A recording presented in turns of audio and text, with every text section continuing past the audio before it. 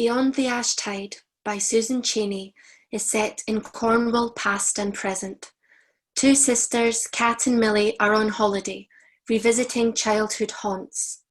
Kat is still struggling to cope with the loss of her husband, while Millie has her own sorrows. All around them hover scenes from their own difficult childhood and the more distant history of Cornwall, when women called the Bal Maidens worked in the tin mines.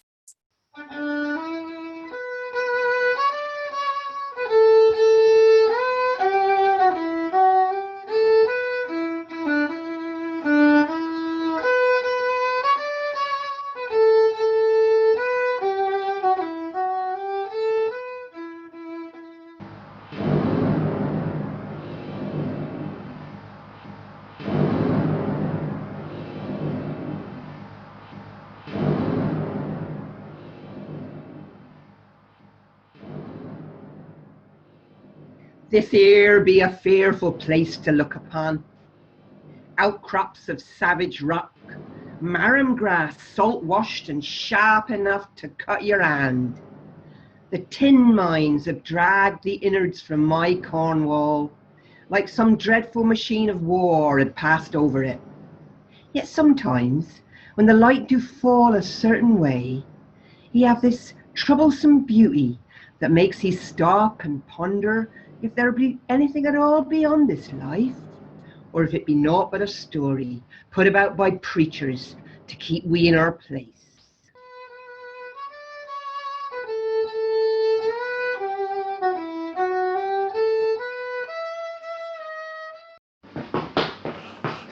Shut the door, can't you? I'm freezing.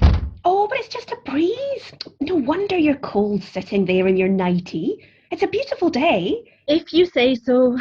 Guess what I heard on the radio this morning, Kat? They were interviewing this bloke, Jeremy Hunt, and the presenter called him Mr. Oh, come on. I can always tell when you're lying.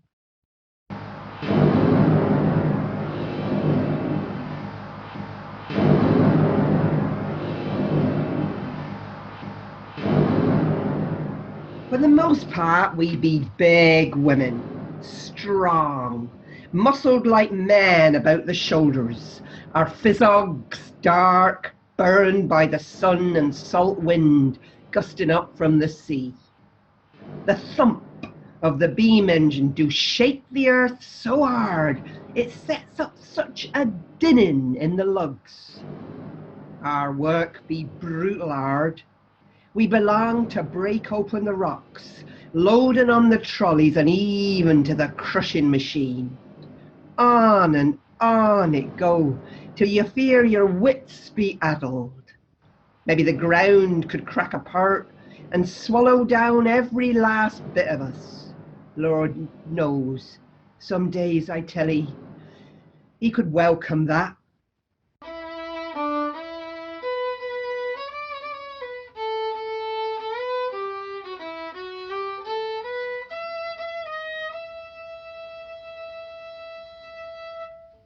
How did you sleep last night?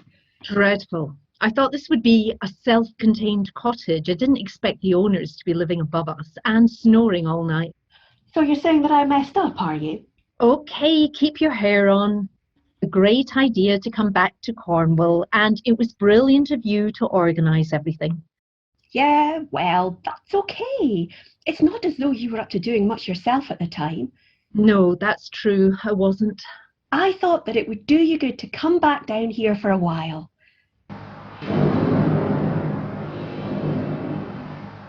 The tin bleeds from the ore and stains our arms and aprons red. Our gooks run sodden with sweat. In winter our knuckles do split and weep from blains that never mend. For sure we ain't so pretty to look at, and doubtless give off some stink. But even such as we do have our dreams.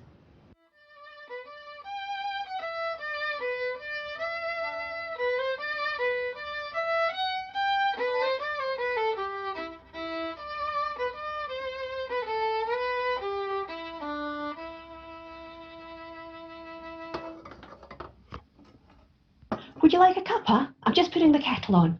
Please, that would be lovely. I'm parched.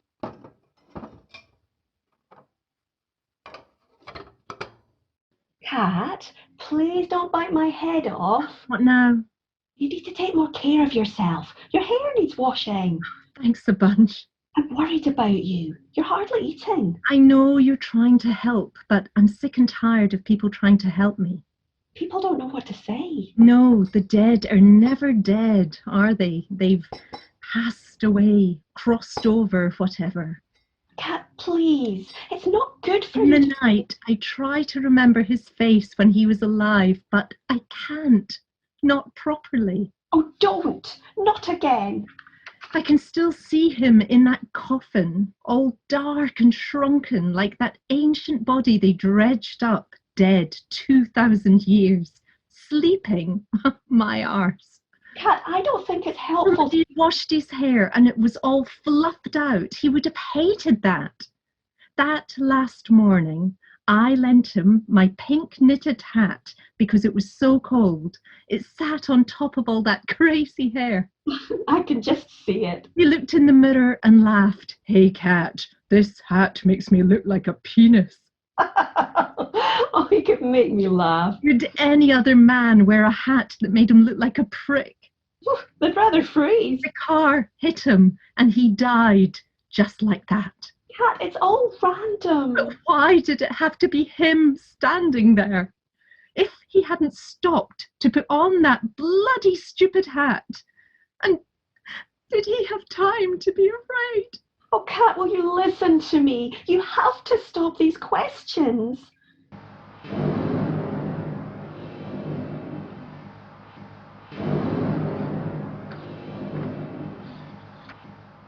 The tinners do all themselves up from the mine, men and boys alike, wrung by aching rung.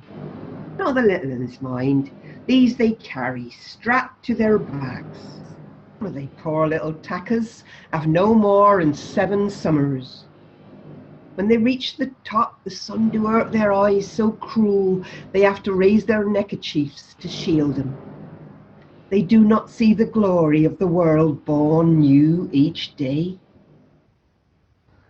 All quiet now, all gone. Only the distant call of a wood pigeon and seed pods cracking open in the last of the summer heat. Next, you're going to tell me, pull my socks up and move on with my life. I'm not that crass. You're not a bloody bereavement counsellor either. But I am your sister. And that makes you think that you've got the right to tell. Stop it. Now. I can't bear to see you like this. Well, that's your problem, not mine. Oh, I'm really sorry for saying that. it's all right. Honestly, it doesn't matter. No, it does. I don't want to be this hateful person. But you really don't understand. Then tell me. It's because there aren't any answers that I have to keep on asking the questions. Oh, Millie, I'm scared all the time. Scared of what, sweetheart? That this will never end.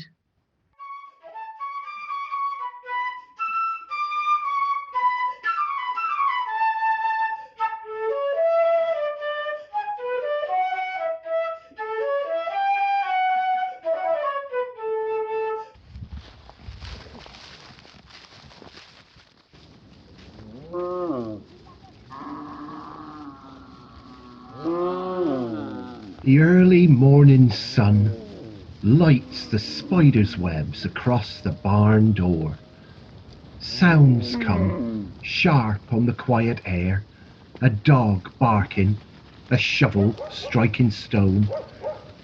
There they go, the 2 little maids, Catherine and Millicent, to their special place behind the engine shed of the old ruined mine, Wheel Perrin. The hair's plaited tight, legs like spindles in gumboots way too big for 'em, and hand-me-down cardies with darned elbows. Their ma calls 'em from the step.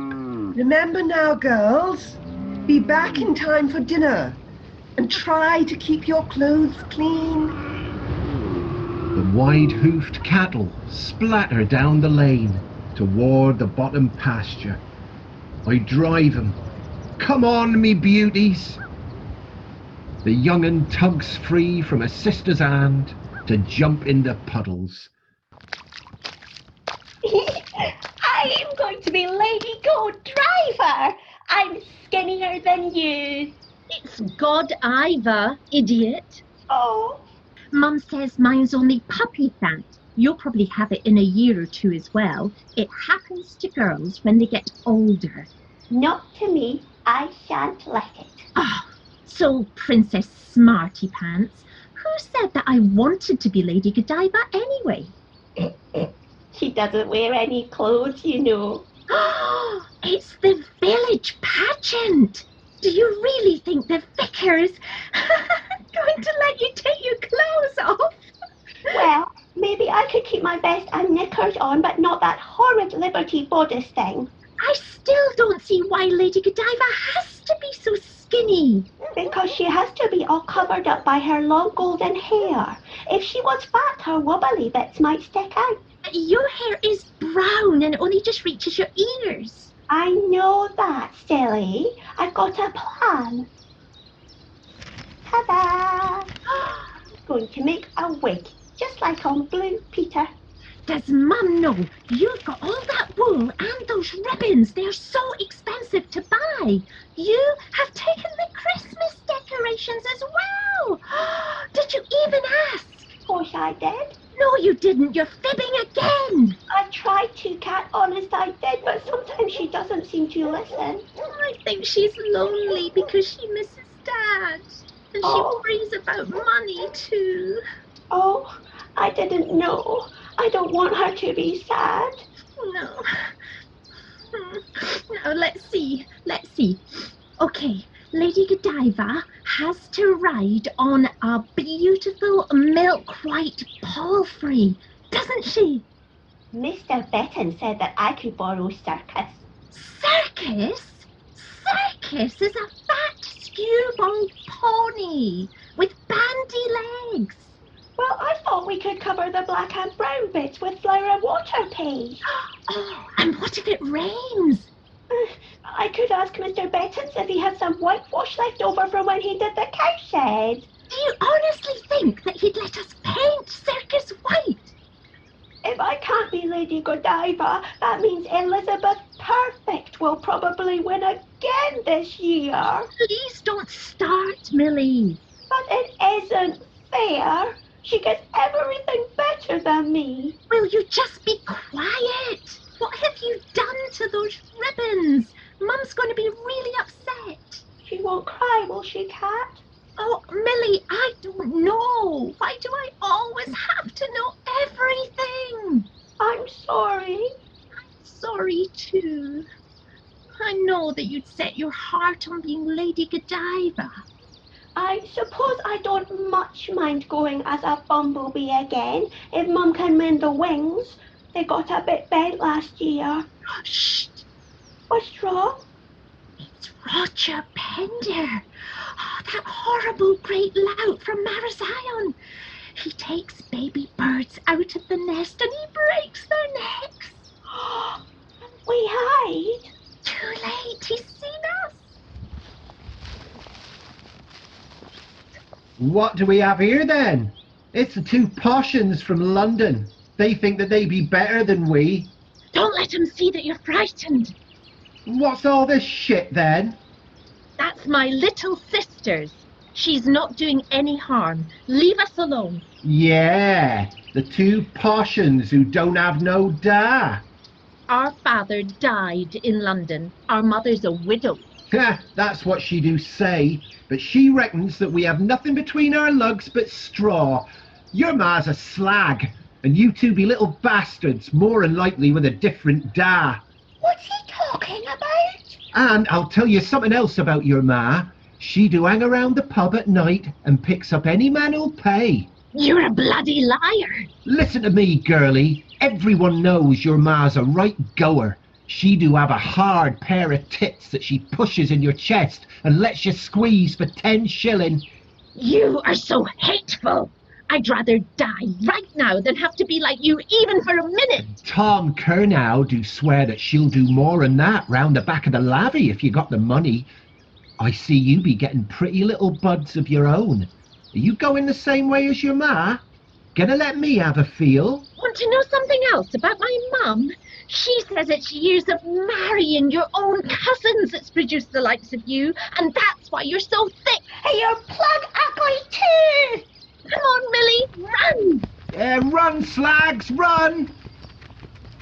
The two frit little maids run from the ruined mine, across the overgrown burrows, gravel and dirt flying behind, heedless of stingers and brambles tearing at their naked legs. The young 'un falls, skins her knees and cries out, Oh! but her sister do heave her up and push her onwards towards home. But you 'un be doing brave, my lovers, and no harm shall come by thee this day. Mind now, no fretting about your ma. Many of us have sold ourselves for a passel of fish and a loaf of bread when children mule from empty bellies. There's no call to feel shamed. This world be fashioned by men, and women must bide in it as best they can.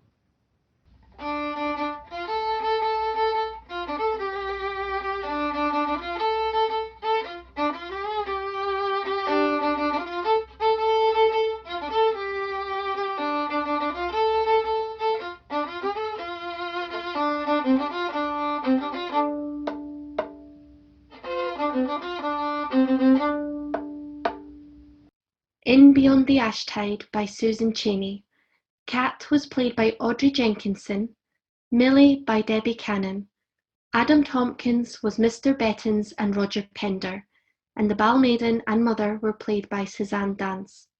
The musicians were Laure Paterson and Sally Thomas. The sound engineer was Stewart Emm, and the play was directed by Liz Hare. The play is sponsored by the National Lottery Awards for All Scotland, the William Sison Foundation, and the Robertson Trust. Next week, Cat and Millie relive some conflicting memories as they explore the Cornish landscape with its ruined tin mines and rugged coastline.